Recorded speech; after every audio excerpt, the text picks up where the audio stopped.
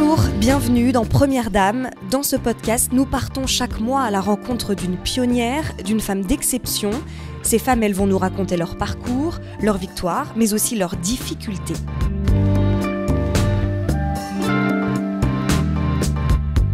Dans cet épisode 2, nous allons parler armée, fête nationale ou encore Maroc, où mon invité a travaillé.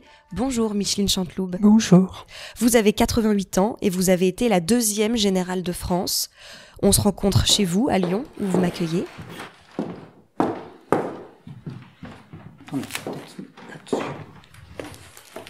Là, je sais pas ce que c'est. C'est un baptême de promotion. Alors, attendez, je tourne un peu. Je passe rapidement, si vous voulez que je m'arrête quelque part, vous le dites. Ah, ça, c'est autre chose ça, non? Ça, c'est un repas, un congrès. Vous les regardez souvent, les photos? Jamais. Pour ainsi dire, jamais. C'est une page qui est tournée, quoi. Je veux pas du tout, c'est pas dans ma nature de regarder et puis d'avoir la mélancolie, c'était comme ça, non. Je voudrais commencer par vous demander quelle petite fille, quelle adolescente vous étiez? Sans histoire extraordinaire, pas eu des difficultés, j'étais dans une famille où ça allait bien, non. Studieuse? Oui, pas éblouissante dans mes études, mais sérieuse, voilà. Je suivais normalement, j'ai jamais redoublé à l'école, j'ai eu mon bac du premier coup, voilà. Comment l'idée de vous engager dans l'armée a-t-elle germé dans votre esprit? Eh bien, c'est venu d'un article que j'ai lu dans un journal, une revue, et qui concernait le médecin général Valérie André, qui a été la première femme générale en France. Et cet article concernait, elle s'était engagée pour l'Indochine. C'était un médecin civil. D'ailleurs, pour les femmes, on ne pouvait pas faire autrement. Mais à un moment donné, l'armée a recruté des médecins pour l'Indochine parce que ça manquait un peu. Elle s'est engagée et elle a eu une carrière extrêmement brillante en Indochine. Et la lecture de cet article m'a, je crois, beaucoup compté dans ma vie. C'était quand même un exemple assez exaltant, d'une part. D'autre part, la pensée de visser un jour ma plaque sur un local et d'y être pour toujours, parce qu'un médecin, quand même, ça change pas de situation et d'emplacement tous les 5 ans. Ça me chagrinait un peu, et j'ai vu là l'occasion d'échapper à ce qui était pour moi un petit inconvénient. Donc une vie un petit peu plus trépidante? Une vie un peu plus variée, oui, c'est ça. Je l'ai eu, c'est certain, pas comme l'ont maintenant les élèves de l'école, filles ou garçons, parce qu'ils ont des occasions d'aller à l'étranger, en opération extérieure, beaucoup plus nombreuses que nous. Nous, c'était quand même plus limité, et d'autant plus quand on était une femme. Parce qu'on hésitait à ce moment-là, est-ce qu'on va envoyer une femme dans tel pays africain? Enfin, il y avait une retenue qui a disparu avec les années, qui n'existe absolument plus maintenant depuis longtemps. Mais en ce temps-là, ça existait. Mais enfin, malgré ça, j'ai quand même changé J'ai vécu au Maroc, j'ai vécu en Allemagne, j'ai eu diverses affectations en France, c'était bien. Alors du coup, si je comprends bien, vous avez commencé par étudier la médecine de manière complètement traditionnelle, et vous vous êtes engagé ensuite. Les médecins militaires font la médecine de façon traditionnelle, c'est-à-dire qu'ils suivent leur cursus de médecine, de pharmacie, et de pharmaciens aussi, à la faculté. C'est pas l'école qui délivre elle-même son diplôme, ça n'a aucune valeur. D'accord. Ils passent les examens à la fac, et ils soutiennent leur thèse à la fac. Je m'amuse souvent à dire, ce sont des étudiants civils qui portent un uniforme, c'est tout. Mais à côté de ça, à l'école, ils reçoivent une formation plus spécialisée concernant des aspects particuliers de la médecine militaire. Ils reçoivent un enseignement militaire, c'est pas Saint-Cyr, bien sûr, mais enfin, ils vont vivre dans ce milieu pendant toute leur vie professionnelle. Il faut qu'ils aient quand même un certain nombre de connaissances dans ce domaine. Donc c'est un double cursus, en fait? Oui, il y a 2 choses menées en même temps. C'est vrai, la formation médicale à la faculté et la formation militaire qui ressort de l'école. Parce que du coup, vous avez quand même une épée à la main, mais pourtant, vous, en tant que médecin militaire, vous avez... Oui, mais la tenue des élèves des écoles de santé, qui date, cette école maintenant, elle a beaucoup plus. On a fêté le centenaire en 88. Et à l'origine, c'était des élèves officiers, c'est toujours des élèves officiers. Et un élève officier porte l'épée. Il le portait même quand l'école était à Strasbourg, pour aller en classe, pour aller en cours à la fac. On a des vieilles illustrations, on le voit. Maintenant, pour nous, c'est seulement quand il y a une cérémonie militaire, bien sûr, on pas à la fac avec une épée. Alors, si je me souviens bien ce qu'on s'est dit, la formation militaire, vous l'avez pas commencé tout de suite parce que c'était fermé aux femmes. Le concours n'était pas ouvert aux filles. J'avais fait la moitié de mes études. En ce temps-là, la médecine, c'était 6 ans. La médecine proprement dite, c'était 6 ans. Et j'avais fait 3 ans. C'est au début de la 4e année que j'ai intégré l'école. J'ai eu une moitié de formation. Vous l'avez intégré parce que ça s'est ouvert à ce moment-là? Parce que le concours a été ouvert aux filles, oui. Je dois dire d'ailleurs qu'il a été ouvert cette année-là, l'année suivante un peu moins, puis encore une année je crois, et on n'en a plus parlé. Personne ne savait que ça existait. Et le concours, donc je l'ai passé en 53, il a été rétabli en 73, 20 ans après. Où là, on a ouvert le concours, mais avec un numerus clausus important pour les filles. Il a fallu attendre encore, je me souviens pas de quelle année, mais pour que le concours soit anonyme, sexuellement parlant. Et alors maintenant, donc c'est libre, on s'occupe pas de votre prénom. Et de ce fait, d'ailleurs, il y a un peu plus de filles que de garçons qui sont reçus. Voilà. Parce que vous, quand vous avez passé le concours, il y avait un quota de filles? Oui. Nous sommes entrés une vingtaine, mais répartis sur la première, deuxième, troisième et 4e année. En 4e année, il y avait qu'une candidate, c'était moi. Vous me direz qu'il n'y a pas de concurrence. Pour être reçu, c'est possible. Vous avez suivi ce double cursus et en 56, vous êtes diplômé? En décembre 56, j'ai soutenu ma thèse, oui. Et puis j'ai connu ma première affectation. Vous avez été d'ailleurs bien classé, je crois. Alors, c'est à l'école d'application où j'étais pas mal classé. Parce qu'après la fin des études, il y a une année, comme souvent dans les écoles militaires, une année d'application. C'est-à-dire où on vous spécialise encore plus, qui se passait au Val-de-Grâce. Et c'est au concours de sortie du Val-de-Grâce, où on choisit son poste en fonction du classement. Je suis sorti 5e, c'était pas mal. Quand vous sortez donc de cette école de santé, vous êtes la première femme diplômée de cette école? Oui, c'est ça. Qu'est-ce qui se passe ensuite pour vous? Vous quittez la région lyonnaise? Oui, j'ai été affecté pas très longtemps à une école qui formait le personnel sous-officier féminin, les PFAT, comme on disait, de l'armée de terre, et qui était à Dieppe. J'avais pas trop apprécié cette nomination parce que j'étais marié, mon mari était affecté au Maroc, et moi, grâce à mon classement correct, je pouvais tout à fait choisir un poste au Maroc. Il y avait plusieurs. Mais malheureusement, il y a un petit ennui, c'est que quand je me suis levé pour choisir mon poste, le premier choisissait, il y avait les affectations au tableau, le premier disait je veux aller là, et moi quand je me suis levé, eh bien le médecin général qui dirigeait ça m'a dit écoutez vous madame, c'est un petit peu particulier, on verra ça un peu plus tard, asseyez-vous. Pouf. Et j'ai vu tous mes camarades qui choisissaient, et puis moi pas, les postes s'amenuisaient, les postes au Maroc il n'y en avait plus parce que c'était recherché, et voilà, et après il m'a dit, venez, en catimini, pas devant tout le monde.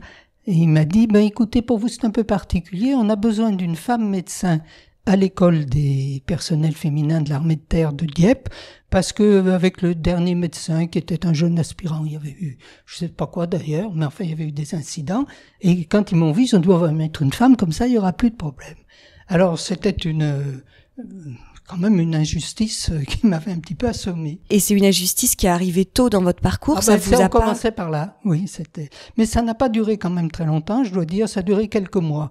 Et puis d'autres personnes qui n'approuvaient pas ce comportement m'ont affecté au Maroc, à Casablanca, où j'ai pu rejoindre mon mari. Mais c'était l'état d'esprit, éliminé.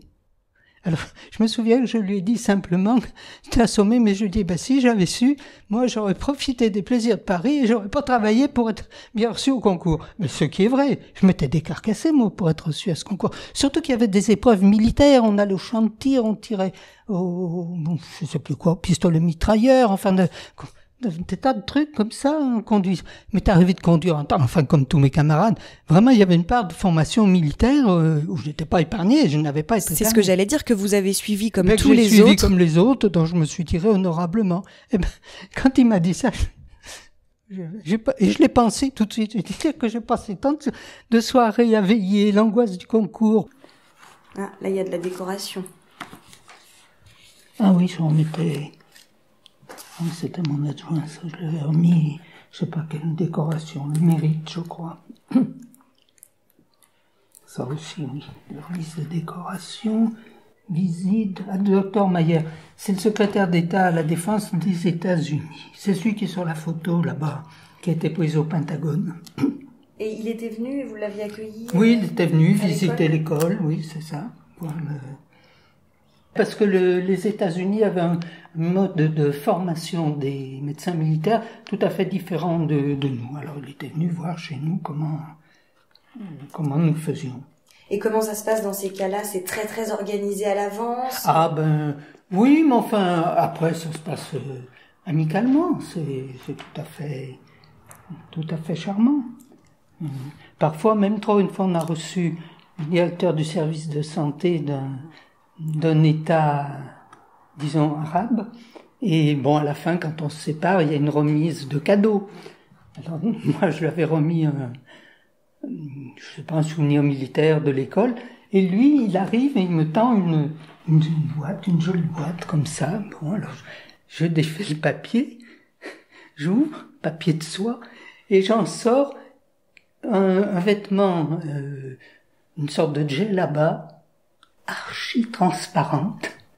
Alors là, il y a eu un moment d'intense fou rire à contenir, parce que j'étais en uniforme, il y avait mon adjoint en uniforme, eux, ils étaient en civil. Et moi, je tenais la chemise de nuit transparente à bout de bras, comme ça, je l'ai toujours, là d'ailleurs, très jolie, mais il avait quand même pas intégré foncièrement que j'étais militaire, quoi. Ouais. Hein, il m'aurait amené un écusson de chez lui, une table de bouche, mais non.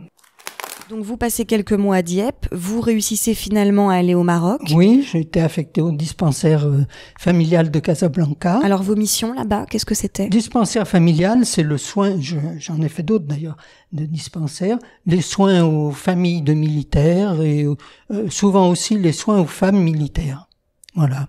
Quel souvenir vous gardez de cette expérience au Maroc? Ah, de l'expérience au Maroc, j'aimais beaucoup, parce que c'était, comme ça s'est produit plus tard à Marseille, c'était des gens, souvent des gens modestes, des gens, et qui étaient très gentils, il y avait vraiment une ambiance, ils venaient au dispensaire en amis, souvent on apporte un petit cadeau, un gâteau, j'aimais beaucoup. Et puis j'ai beaucoup aimé le Maroc aussi, c'était une belle affectation. Oui. Vous y êtes resté combien de temps? 3 ans. Et ensuite? Eh bien, ensuite, nous avons été nommés en Allemagne, à Fribourg-en-Brisgau. Très agréable aussi. Là, j'ai eu une longue affectation. Je suis resté 9 ans. C'était pareil, dispensaire, soins aux familles. Après, j'ai été nommé à Lille, à Marseille. Et après, j'ai été nommé à Lyon, à l'école de service de santé des armées. J'ai été directeur des études, et puis j'ai été commandant en second, puis il y a une petite interruption de quelques mois à un autre poste, et puis j'ai été nommé commandant de l'école, voilà, et où j'ai fini ma carrière. Est-ce que vous avez été en terrain de guerre, en terrain plus compliqué? Non. On ne mettait pas les filles. Il y avait, quand je suis sorti de l'école, il y avait la guerre d'Algérie, il y avait l'Indochine aussi. On ne nous mettait pas au début, c'est venu plus tard. Vous me disiez que au Maroc, vous aviez rejoint votre mari, Oui. pareil ensuite en Allemagne.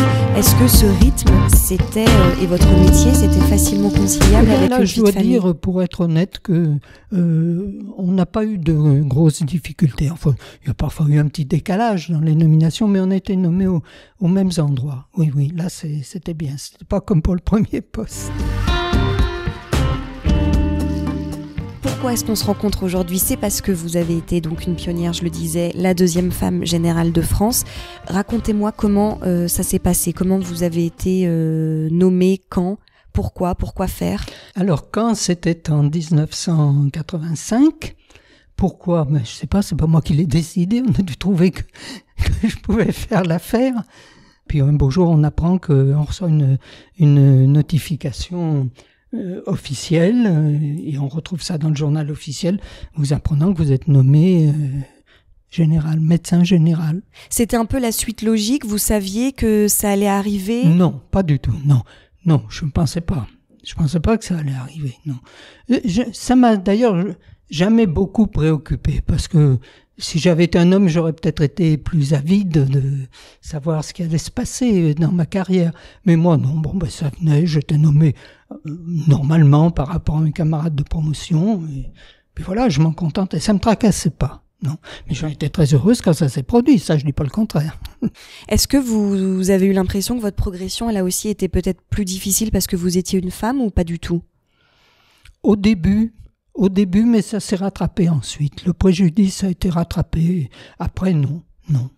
Et est-ce que ça a été difficile de travailler avec des hommes au quotidien et peut-être même parfois de commander des hommes? Alors là, je dois dire que j'en ai commandé donc quand j'étais commandant de l'école.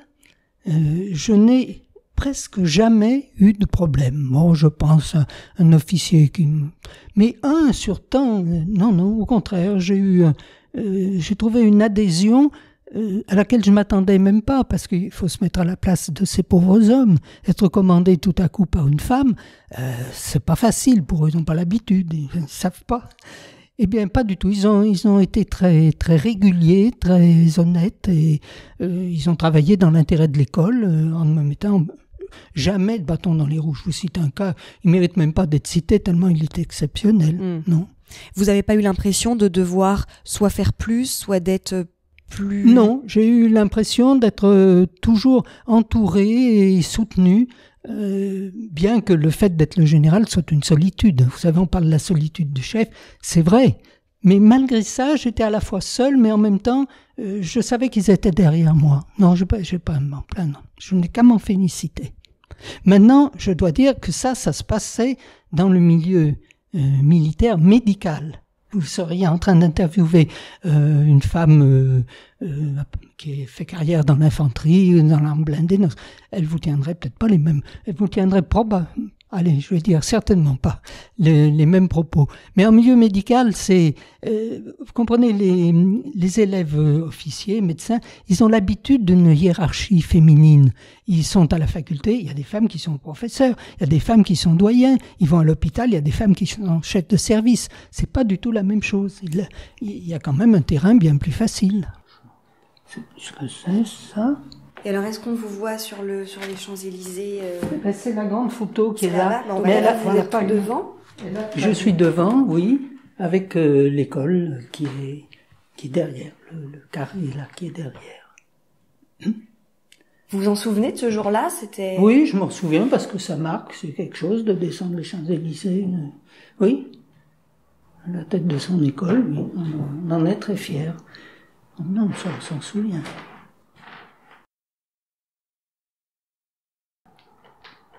Et sur la gauche, qu'est-ce qu'on voit en haut?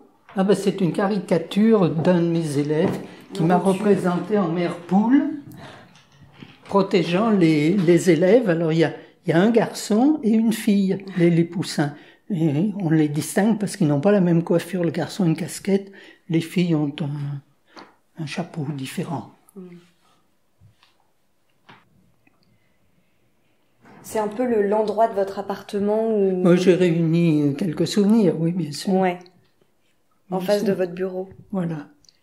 Vous avez défilé une fois sur les Champs-Élysées? Parce qu'après, j'ai été nommé général, et donc là, j'étais dans la tribune officielle et je regardais arriver le défilé avec plus de stress que quand j'y ai participé. Est-ce que ça va aller? Est-ce que j'en vois un qui est pas ou pas? On peut dire que c'est un moment fort de votre carrière? C'est un instant fort, parce que ça dure pas longtemps, et en particulier quand on le fait, on a une impression de brièveté. Je crois que je suis pas la seule à avoir ressenti ça. On démarre, puis c'est presque toujours fini. Enfin, on a l'impression, ça y est, c'est fini, c'est le moment où il faut saluer, puis ça y est, on est... Vous êtes resté à la tête de l'école de santé combien de temps? 7 ans, c'est une très longue affectation. Et ensuite, vous avez pris votre retraite? Et ensuite, j'ai pris ma retraite, oui. J'imagine que durant cette longue carrière militaire, vous avez vu la place des femmes évoluer? Oui, je l'ai vu évoluer dans notre corps, même, comme on le disait tout à l'heure, et puis même dans les autres armes et services, mais ça évoluait moins vite que dans le service de santé. C'était plus difficile. Concernant la médecine militaire, qui était votre domaine, en quoi est-ce que ça a évolué ? Il y a quand même eu une période où, et moi j'en suis l'illustration, on nous mettait surtout dans les dispensaires. Puis après, au bout de quelques années, on a dit, bon, quand même, on a besoin, on peut pas faire autrement, on va en mettre une comme médecin de régiment, et puis comme ça se passait pas mal, tout doucettement, ça s'est étendu jusqu'à, je vous dis maintenant, où il n'y a aucune discrimination, sauf la Légion qui n'a pas de femmes médecins, et puis... faudrait dire, la marine a été la plus réticente longtemps. L'armée de terre, bon, c'est venu, l'armée de l'air aussi. La marine a longtemps résisté. Mais c'est plus le cas. Maintenant, il y a des femmes médecins à bord des bâtiments, bien sûr. Maintenant, on peut dire qu'il y a, pour les médecins militaires, il n'y a plus aucune différence entre hommes et femmes. On est arrivé à une égalité parfaite. À part l'affectation dans la Légion. Et à tel point que maintenant, notre directeur central est une femme. C'est la première fois que ça se produit. Une élève très, très brillante, qui a une scolarité extrêmement brillante. Que vous avez eu dans votre école ? Je l'ai eu comme élève, je l'ai vu arriver, petite santarde, c'est comme ça qu'on appelle les élèves de l'école de santé, et je me souviens parfaitement d'elle, et bien elle a gravi et elle a été nommée directeur central. Ça, je n'aurais pas pensé que ça puisse se produire si tôt. Moi je me dis, encore quelques années, et puis... il y a une telle qui pourrait bien, qui sont brillantes, qui pourrait faire l'affaire. Eh bien, je ne sais pas si elle a sprinté, mais enfin, elle est arrivée la première. Il y a de quoi faire, hein, quand même. Puis j'en ai d'autres, je n'ai pas tout mis. Parce que ça revient, on revient sur les mêmes choses, quoi. Ça, c'était des élèves qui sautaient sur l'école à l'occasion de la fête. Sauter en parachute. Après la prise d'armes, oui. Enfin.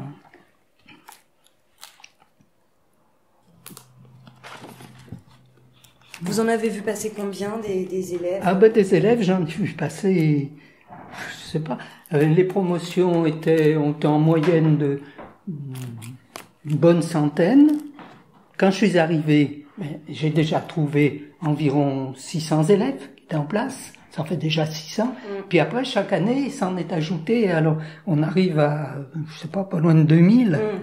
Et vous avez gardé contact avec certains ou pas du tout ? Encore, oui. Ça arrivera. Au fil des années, ça s'amenuise. Mais j'ai encore des contacts avec certains élèves. Est-ce que vous avez aujourd'hui le sentiment d'avoir été une pionnière ? Quand je suis entré à l'école de santé, je l'avais un peu, en ce sens que j'étais un peu une bête curieuse. J'étais dans ma promotion, il y avait avec moi, les civils me regardaient, les professeurs, tout ça. Mais après, c'était sombré rapidement.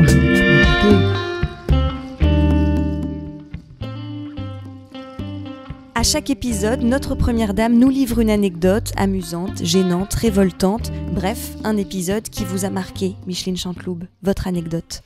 J'étais lieutenant, oui. Et vous savez, dans l'armée, on nous note. On a des notes. Chaque année, votre supérieur le plus proche vous note. Ce sont des notes, c'est pas un chiffre, c'était des appréciations. Et il lit ces notes, il les commente à l'intéressé. Alors, quand vient le jour, je me présente devant cet officier qui était médecin-colonel. Il me lit mes notes. Il était satisfait de mes services. Ça, c'était bon, ça allait bien.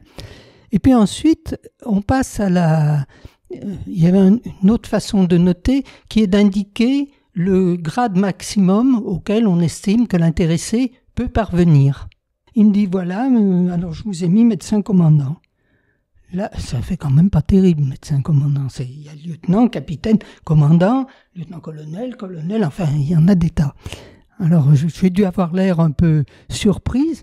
Et là, il me regarde, puis il me dit, mais enfin, madame, vous êtes une femme. Sous-entendu, vous vous attendez à quoi ? Mais oui, et il me l'a dit d'ailleurs après, il m'a dit, mais pour une femme, mais vous vous rendez compte, non, mais être commandant pour une femme, il était quand même vraiment de la vieille école, mais il n'était pas mécontent de moi, il m'avait noté tout à fait correctement, mais c'était inimaginable pour lui qu'une femme puisse être un jour colonel. Si on lui avait dit que j'aurais été général, je pense qu'il aurait été mal pendant un petit moment. On passe maintenant au quiz.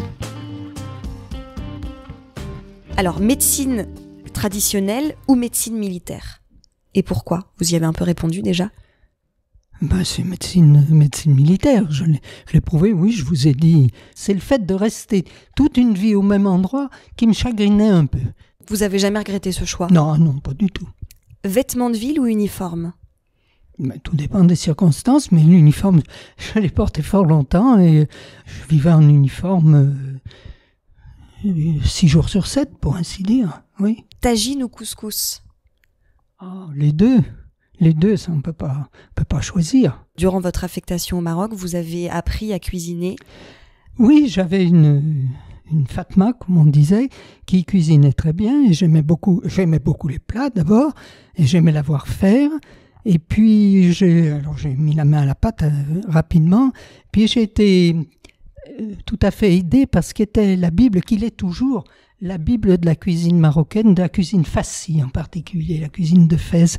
C'est un livre qui avait été écrit et qui est toujours édité par une dame qui s'appelait Zoé Guinaudot, qui était la femme d'un médecin installé à Fès et qui s'est passionnée pour la cuisine marocaine. Elle en a fait un livre avec tous les noms en arabe, les noms des aliments, les noms des épices, les noms des récipients, et puis les recettes, bien sûr.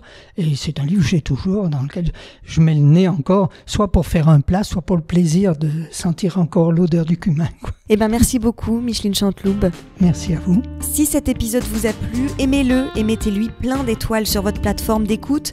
Et pour ne rater aucun épisode, n'hésitez surtout pas à vous abonner. Prochain épisode dans un mois. Et d'ici là, on reste évidemment en contact sur Twitter, sur Facebook. Première Dame, le podcast. Ciao, ciao.